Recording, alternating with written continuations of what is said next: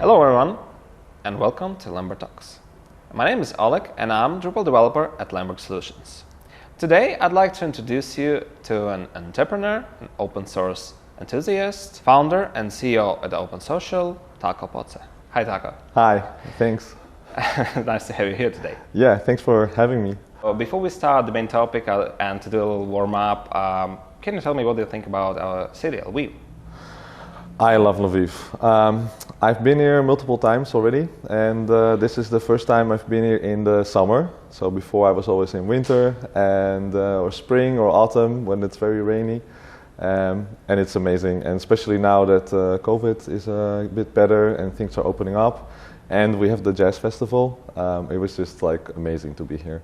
And my colleagues who also joined for the trip, they were like amazed. So you've made some new ambassadors for the city. We try to keep it a secret though, Lviv. Like we don't come, please don't come to Lviv. It's terrible. You will not like it. We like to keep it quiet. So, since the world started to get out of the corona crisis, a lot of countries have opened their borders already, and I was wondering if it's your first post-pandemic business trip. Do you see any light in the end of the tunnel? Yeah, I'm an optimist in general, so I think we're at the very end of this, and I think we can look at some other countries that are a bit ahead and they're starting to reopen and get back to normal. It was strange, like shaking hands here as well. Like we're very strict in the Netherlands on all the rules, so I had to like overcome that. And first I thought maybe we'll never shake hands again. And after, this week here, I think we'll probably go back to normal life.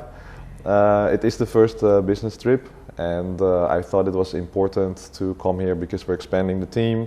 We're now setting up the new native app development team. We just announced the big project for the European Commission today, so I wanted to make sure everybody is ready for the future. And so it was the first business trip, and it was very successful. Great, nice to hear about that. Well, at the very beginning of the pandemic, a lot of my coworkers were really excited to be able finally to work from home. They were like over-entertained. But now when people started getting back to the offices, to be honest, not everybody is so happy about that. And recently I read an article about Apple employees pushing back against Tim Cook's message, where he wrote that starting this fall, they will have to attend the office at least 3 times a week. Mm-hmm. And people didn't like that. So how is it in your team? Yeah. So we always had a remote working policy because I think that you should be able to work anywhere at any time from any location. So we've always set up the company in such a way that you can do that. Mainly because I love to travel. So, for example, we tried working from Bali with the team for a few weeks. Went reasonably well. Do some surfing in the morning, then some meetings. So I always had this idea of building a more distributed company that people can easily join. So for us, like switching in the pandemic to working from home, it was like nothing. Even our phone lines are all like digitally, so it was fine. We used to have the 50-50 rule, where we'd like to see you at least 50% in the office. We like completely dropped that rule, and I'm still trying to figure out what the new office life is going to be like. And my feeling is that, and we also did some surveys on the staff, we did notice some differences. So we have 2 offices. One is in Amsterdam, and one is in Enschede, which is smaller city. So what happens is people in the smaller cities, they have bigger houses, and for working at home, it's easier. And in Amsterdam, if you have a small apartment and you might have kids, the working from home is not so easy. So we do see that the people in Amsterdam like to come back to the office more than for example, in Enschede. And I also think that office life is going to be more about bigger meetings. So doing your all hands meeting maybe on Friday, have a drink together. So it becomes more of a social function than, I need to come to the office and sit behind my desk every day for 8 hours. So I think we're going to see the office becoming more of a social meeting place where you can also work as, it's going to be the typical, lines of desks and monitors that we've seen before COVID. I also have no idea. We need to get a new office in Amsterdam, and I'm just struggling like the size, how big it should be. We're also growing as a company, which makes it even harder. I haven't made a decision about it yet, but definitely it's going to be a short-term contract, that's flexible because we just don't know yet. Oh, so technically you're moving even to another new office? We already canceled the current contract with the office, and now we need to find a new place somewhere. But if it's going to be big or small, I haven't made up my mind yet. We're going to see in the next months what people like and want. Yeah. For me, it's not about just where your desk is. It's also about company culture. It's also about how to create a very healthy work-life balance. So it might be great that you can easily work at home, but you would think, oh, maybe people work less, but what you often see is people work more hours because they are always connected. They don't have a way of shutting off, saying, okay, now I'm going to go home, I'm with my family, because you're already home, so you keep on doing some work and checking emails and finishing a project because your computer is there. So I think what we need to figure out is, okay, how do we create a happy work-life balance?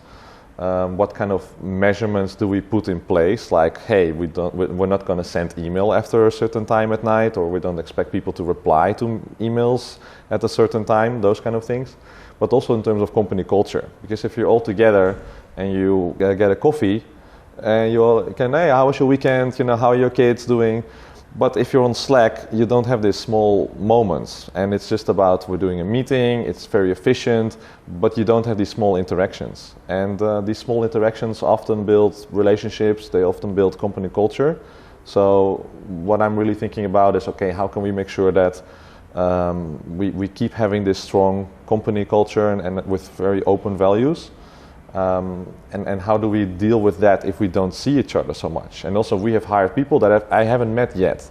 Like, how do I get to know this person? Not from the screen, but really get to know him.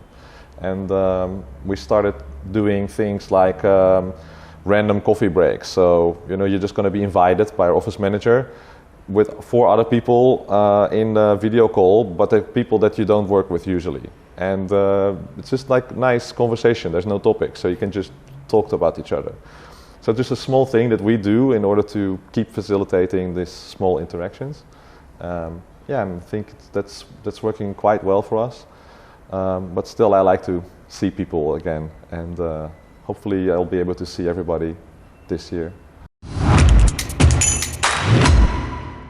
Okay, but getting back to the beginning of your entrepreneur career, I remember the first time I seen you. You visited our Lviv office, Lemberg office, and back in the days you had a different company called Gorilla. Yeah.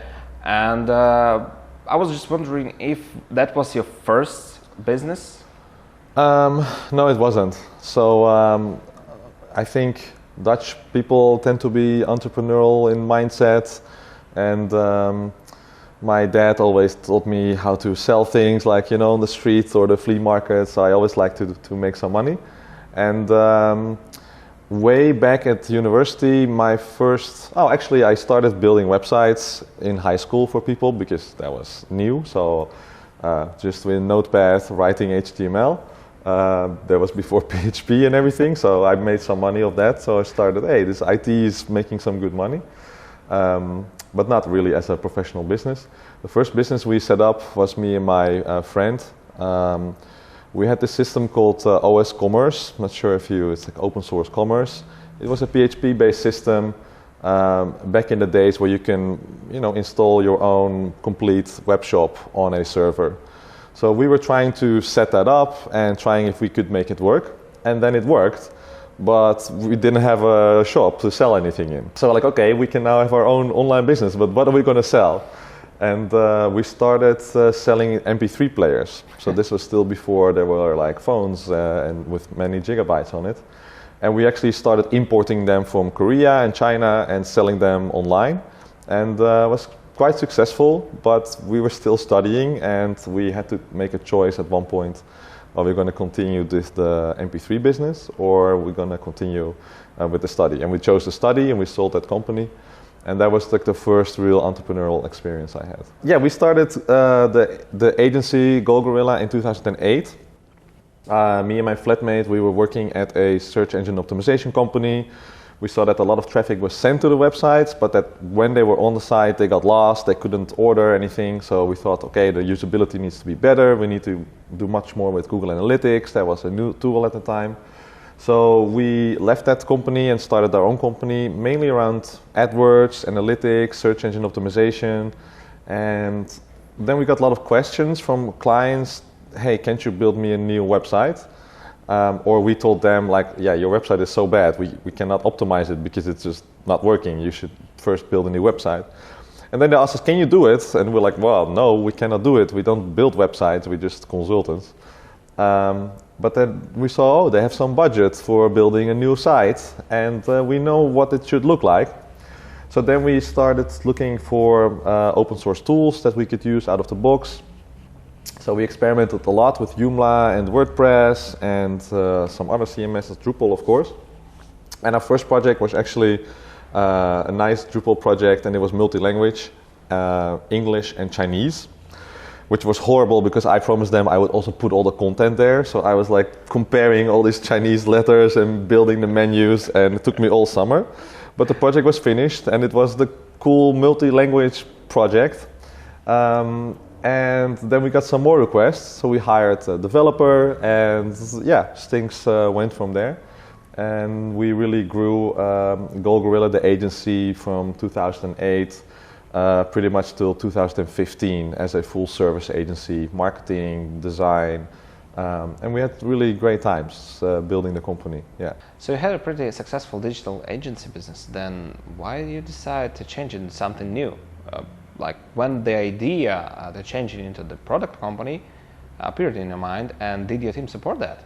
So I've asked myself this question sometimes: why did we do like a profitable, successful agency?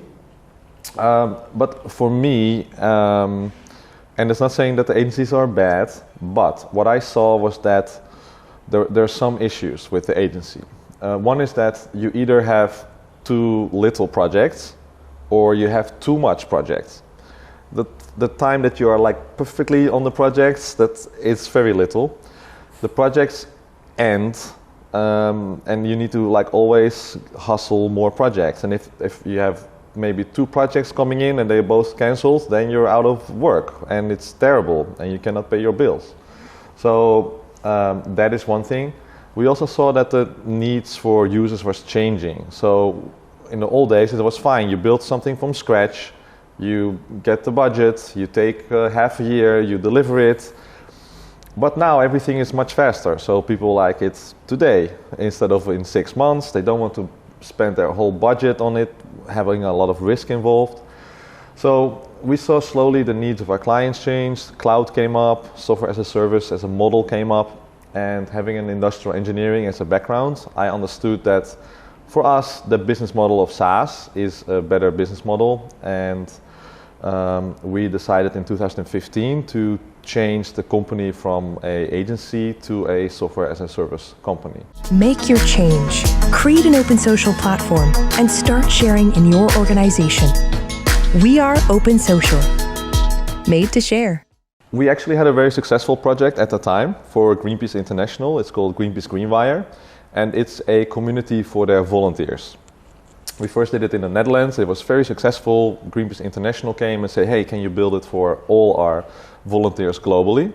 So this was one of our massive projects, and we really liked building this community, seeing the impact that these communities make. And in 2015, we won a big award for this community. It's the Dutch Interactive Awards. It's like the biggest prize you can win. So we literally got a stage to promote our work. And after that, we got a lot of requests saying, hey, can we get a copy of that community? Because we also have a community, but you know, you guys are an open source company, so just give me the copy and we'll work with it. But actually that project was really tailored for Greenpeace. But that's how the idea came and said, hey, maybe we can take like a light version of this product and make it so that it's easily adoptable to the specific organizational needs. It's branding, it's menu structures, it's workflows. So that's how the idea of Open Social was born in 2015. We had made some money, so we could invest ourselves. We did a crowdfunding campaign. And then in 2016, we put a team apart to build the first version of OpenSocial. And we were running 2 companies at the same time. So we were doing the work for the agency, for GoGorilla, and building OpenSocial.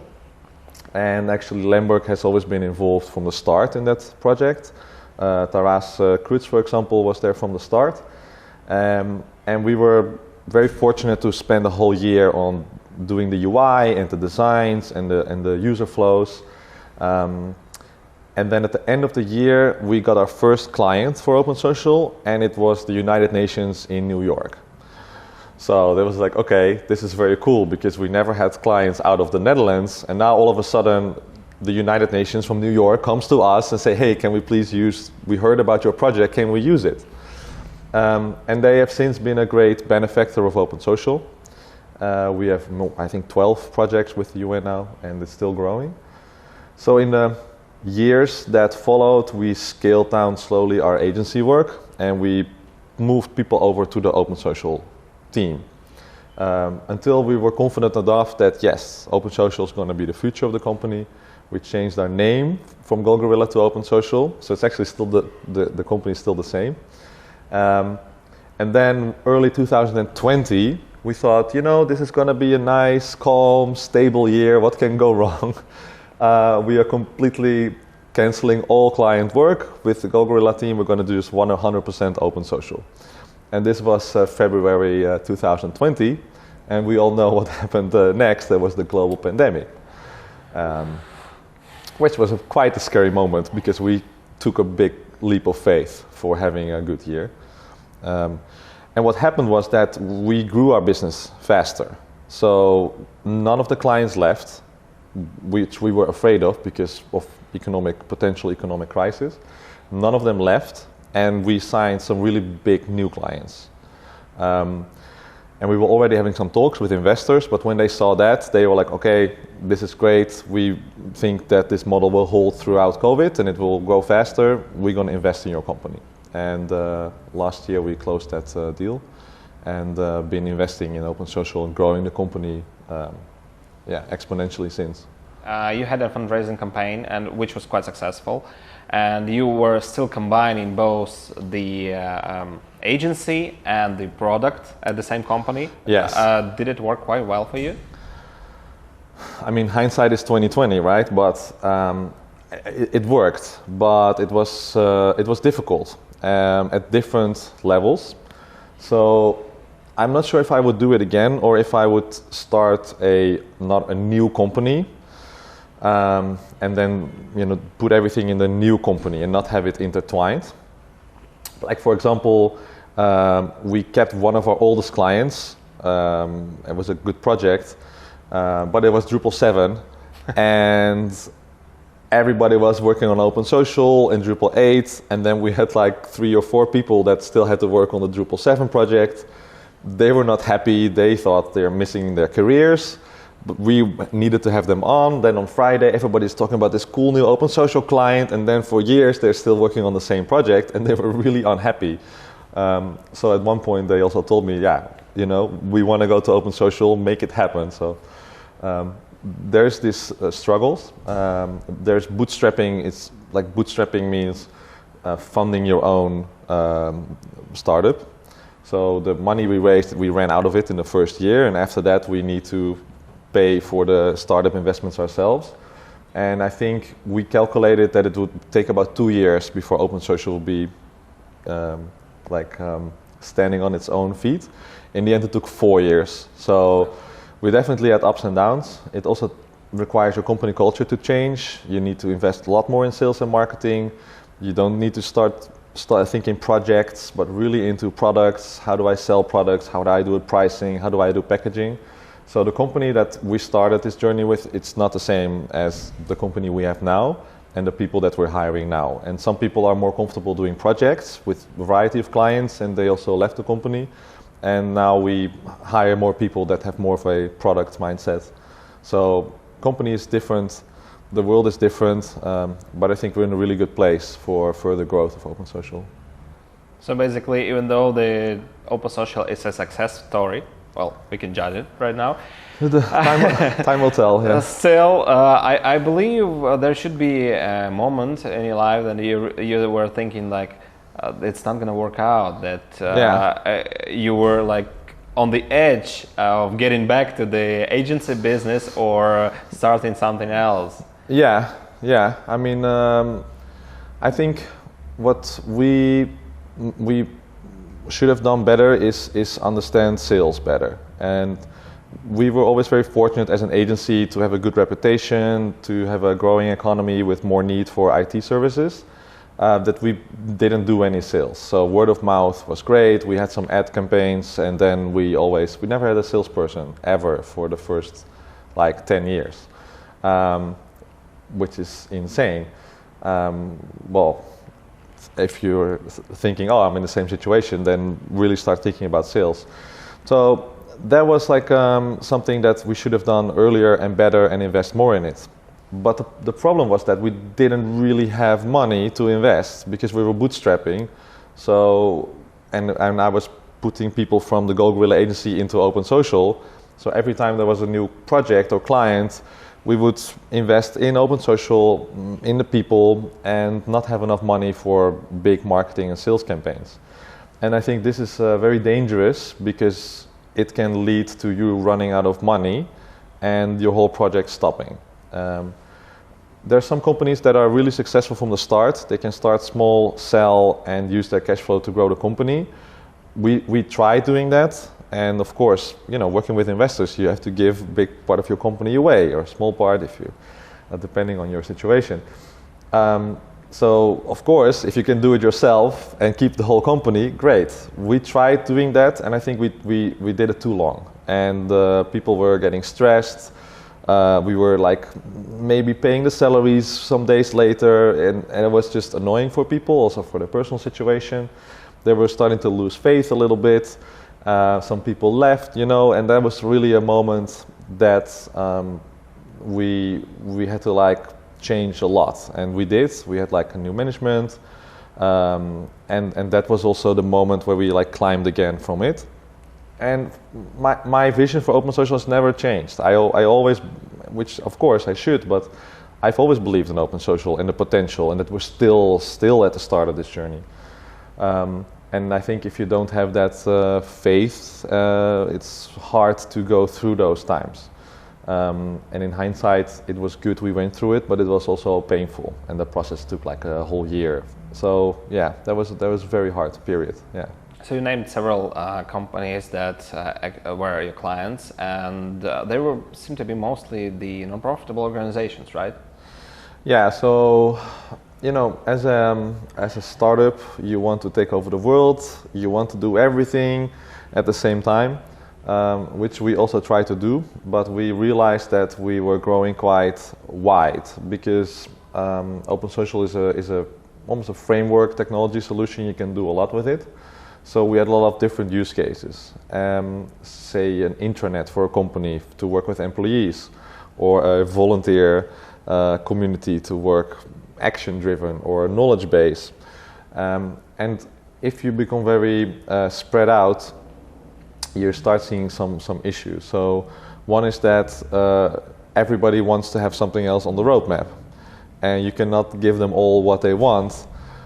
So you can do a little bit for everybody, and then everybody's unhappy. So you have to make some choices. Okay, what is the roadmap going to be like, and who are we going to help with this product? The second is that your marketing and sales is also quite wide. You can do everything with the product, it's amazing, but therefore it's hard for people to understand, okay, but what does it actually really do? So last year we went through a whole process where we did a lot of interviews with clients, a lot of market research, a lot of competitor research, and we redefined the value proposition of Open Social. And for now that meant we were going a bit smaller in order to be more focused and then grow back again. We still have this ambition. So that means indeed we now focus on non-profits, public sector and health sector, and then for 3 community types. So the community of practice, which is all about knowledge sharing, connecting expertise, community of action, which is all about driven towards specific goals, whether that's volunteers or unions, for example, and on communities of circumstance, which is about, for example, people that have a certain, their patients, for example, for something. We have victim support running Open Social. So that is about the situation that you're in, and you want to find companion or guidance in that. So we do now these industries and these community types. For example, we're not doing the intranet currently from Open Social. There's other companies that are selling Open Social as an intranet solution. I think we can do it. But for us, we really made the choices to focus on these markets. And it's, with a small team, makes it just easier. So yes, we also have commercial clients. We'll make that step towards that, especially with communities of practice, because there's a lot of expertise in other organizations that also want to talk. But for now, as a company, you have to make some tough choices sometimes, and I think it helped us to make the scope smaller. But don't worry, we still have the ambition to take over the world, so you'll see us grow bigger again in the next years. That's a great goal, to be honest. So for now, what markets are you mostly targeting? Yeah, so you mean geographical markets? Yes, countries. Yeah, so for now we focus on, also again has to do with budget, so you cannot spread out too far. We focus on Western Europe, and we focus on the East Coast of the United States. So those are really our target audiences, especially when we do outbound sales and our inbound marketing campaigns.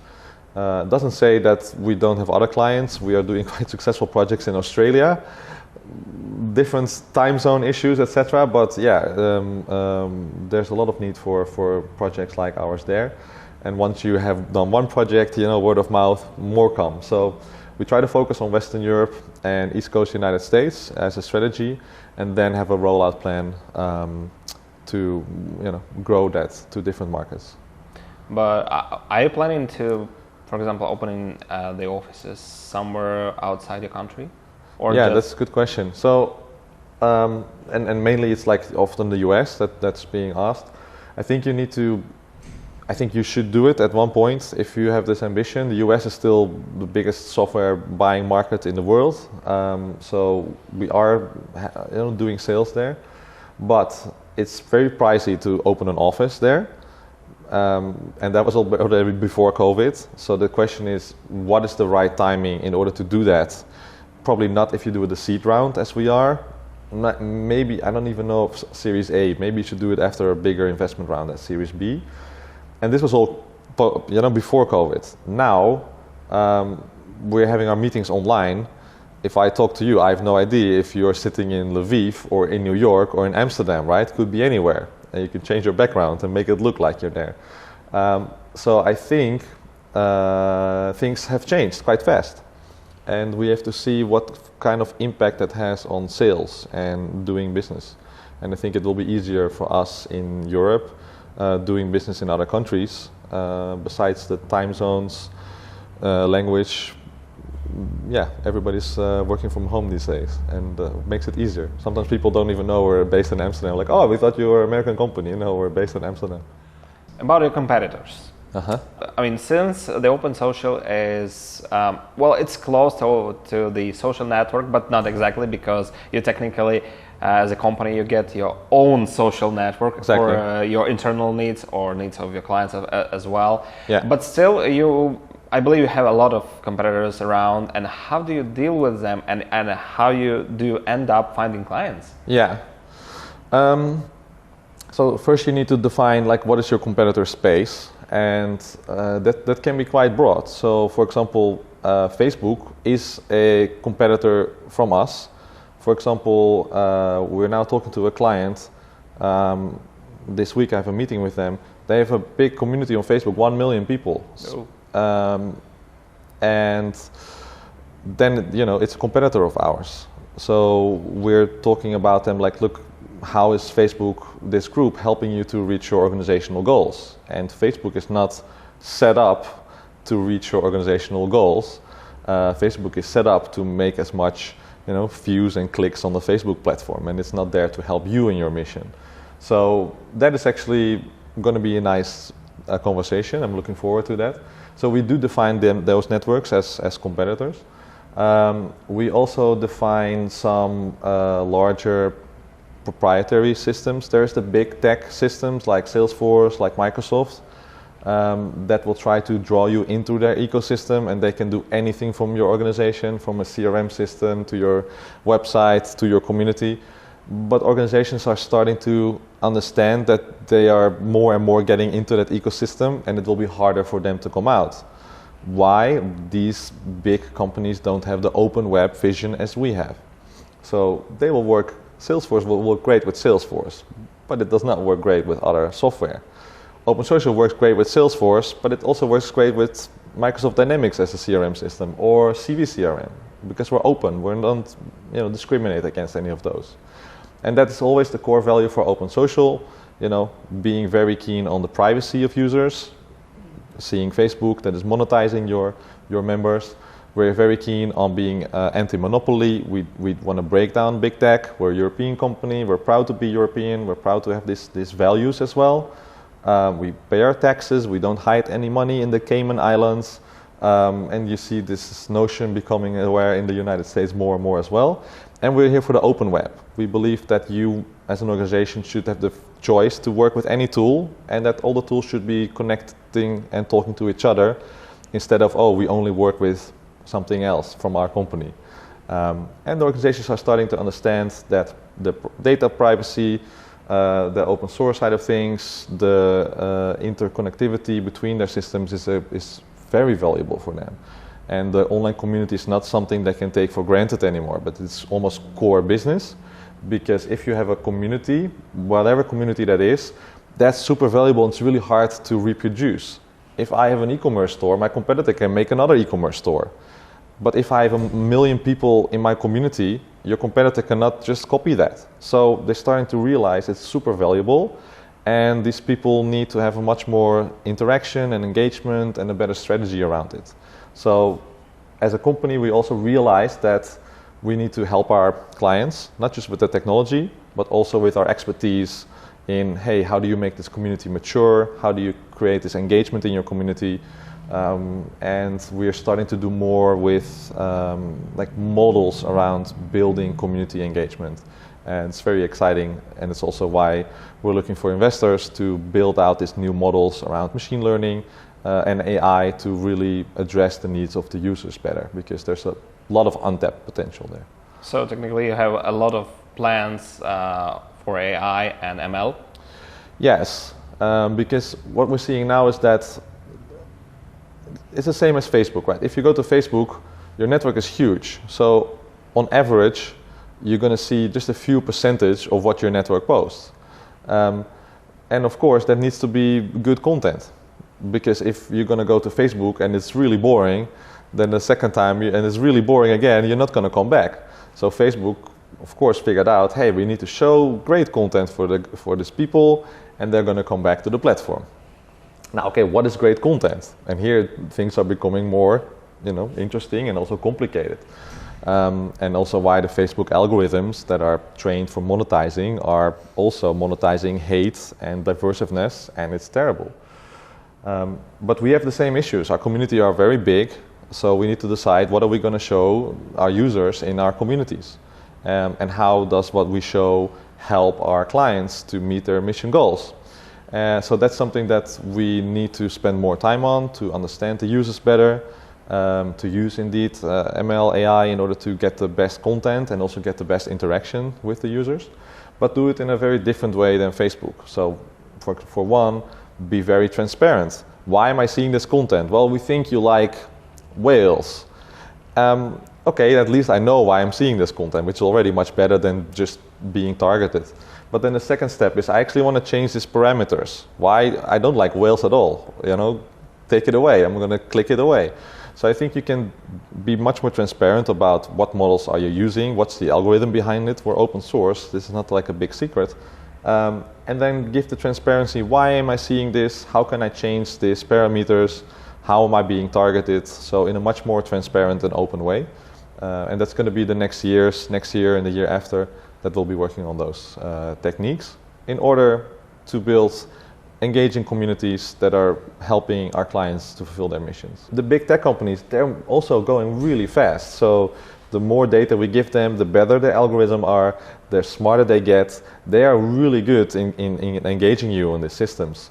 So if we want to really compete with them, we need to have a system that is just as good. There's no excuse for us saying, well, you know, we're an open source startup, so our system is just not working so well for you. That cannot happen. So it needs to be as good as the experience people have on, say, a Facebook platform. And that's a standard that we will have to meet, but then do it with a different mindset, so you don't get these toxic communities that we don't have. From what I know, the Open Social is built on Drupal, which is open source. Yeah. And you also have your distributions on Drupal.org and on GitHub, which are free to use. How do you keep balance between what you give for free and what you sell? Yeah, that's a really good question, and we can talk also hours about that, and sometimes we do. So business model, pricing. We started with having the distribution and only doing the distribution. What we learned from our clients was that they sometimes wanted to have specific add-ons or extensions to their installation, but that not everybody wanted those. So some integration or a native app instead of the web app, and that they were also willing to pay a bit extra for that specific need. So after a few years, we decided that we have a core product that is open source, that is open core, available on Drupal.org, and that around that we build an ecosystem of what we call extensions. And the clients will pay a little small fee per month for the extensions. So for example, you have a native app with your own brand in the App Store. Clients are willing to pay a bit extra for that. Those extensions, some of them are open source, some of them are not open source. Some of them are developed by other Drupal agencies that we resell it for them. So we're building this whole marketplace and ecosystem of extensions to Open Social. And that's a model that's working really well. And the add-ons that we have are keeping growing. And I think it's a good model to find that balance between the basic product has everything you need to start your community. It has the groups and events and a timeline and a messaging system. But the messaging system, as an example, it's not a real-time chat. So yeah, it's a basic version. It works really well. We maintain it. We keep making releases. We're going to do the Drupal 9 migration. But if you want to have an add-on on that, we can provide it to you. And we need to, because it's important that the open source project is sustainable and also financially sustainable. So if we don't have an income source of paying for all the core work, at one point we're going to fail as a project. So this is a model that we find that our clients also like, because they only pay for what they actually need. And we keep adding really cool features to Open Social, like e-learning and quizzing and gamification and a blockchain solution now. So super interesting, working together with other Drupal agencies so we can resell their extensions, which is also a new and interesting model, while at the same time being true to our open source and as we call it now, open core nature and beliefs. We have a big player on the Drupal market, which is withAcquia. Mm-hmm. It's basically a face of Drupal, and they can affect the direction the Drupal goes dramatically. Mm-hmm. So I was wondering if you ever tried to contact them, or vice versa, or even because you have like such a big distribution, and which became a huge product, and it's growing, it's successful. So they might have interest in you. So Dries always had a very keen interest in distributions. He's been saying that for a very long time, before everybody was moving to the cloud even. So he's always had a product vision, and he has been an advisor with Open Social, for almost since the beginning, and I talk to him on a regular basis. So there's that contact. He's also interested in seeing how the investment goes, giving some advice around that, because obviously he has done multiple rounds.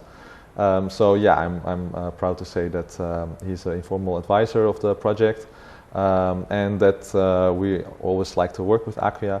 We're hosting on Platform SH, so there's that. But definitely they see the opportunity as well. And again, we like to be interoperable. We are just a Drupal distribution that should run anywhere. For me, like the vision of what Dries has for Drupal, how he's also been always, talking, even warning about, hey, watch this decoupled, it's going to come up. He blogged about it quite frequently and was probably one of the first people that really saw the opportunity or the threats for Drupal and changed into that direction. In combination with his vision that Drupal is for ambitious organizations, which I also really like as a unofficial slogan for Drupal and also for our communities. If you are not really ambitious with your community, maybe buy some of the competitors' products. But if you're really ambitious about your community, if you want to have multi-language, if you want to have additional features, a native app, e-learning, quizzing, badges, gamification, you're really ambitious about what you're doing as an organization, then we are the company to talk to. So I think those visions are in line. I think he's always had a good vision, and of course withAcquia follows into that vision. So I really see that, and I'm grateful for all the contributions withAcquia is making, and look forward to working more with them in the future for sure. That's great you have such an opportunity. So technically you know ahead where the Drupal goes. Yeah. And you can react to that at the time where it's not too late. Yeah, definitely. So we of course now incorporate multiple open source projects. So there's Drupal, but there's also GraphQL and React. And there's smaller projects like CK Editor. We actually operate with CK Editor 5, which is the latest version of CK Editor. That means we can also have real-time content collaboration capabilities within Open Social. Drupal still runs on CK Editor 4, so that doesn't have that. So we are always balancing multiple open source projects with multiple stakeholders, and in that sense, Drupal is one of the core technologies, but I think all the projects are becoming more integrated with each other. That's also challenging for making sure that everything is safe and up to date. We invested a lot in our architecture, like automated updates and automated deployments is all something we developed in-house, which we have to. And it's great to see what the projects are doing and how ambitious they are internally and how we can incorporate those innovations in Open Social. I wanted to switch to the cooperation with our company, Lemberg. Yeah. Here at Lemberg, we really like to visit the camps, conferences, not because we just like it and it's have a nice time, but also that helps business a lot to build these partnerships, like with you. So technically, I heard the story from one of our guys, Taras. How did they meet you? And I would like to hear your side of that story. Could you share, please? Yeah, well, it was fun that I met Ross on the DrupalCon in Barcelona. But then we found out we actually met before, and there's even recordings of that. And that was in the DrupalCon in Amsterdam. I was a board member of the Dutch Drupal Association for 4 years, helping organize that DrupalCon. And one of the things that we did was have Drupal cafes all around the city, and then had boats to go between them. Because it's Amsterdam, you can go travel by water, so that was cool. I have a small boat with a couple of friends of mine, so I thought, oh, it's cool, I will also be a captain, put on my captain's hat and then boat around. But of course, people, they didn't recognize that I was also like part of the Drupal community. So they were all asking me about my career as a captain, and I was just making jokes like, yeah, I think I'm going to switch my career, maybe become one of those Drupal developers I heard about. And they were like, oh, that's just crazy. And we just had these great talks. And at one point, there were some musicians. So I asked the musicians to come on the boat. They played saxophone, I think. So we were like cruising the canal with the saxophone. And they recorded the saxophone playing. And I was also talking with them, and the recording is still there. So the moment that we met in Amsterdam is recorded, and it will be part of the our partner archives, as you say, for history. Yeah.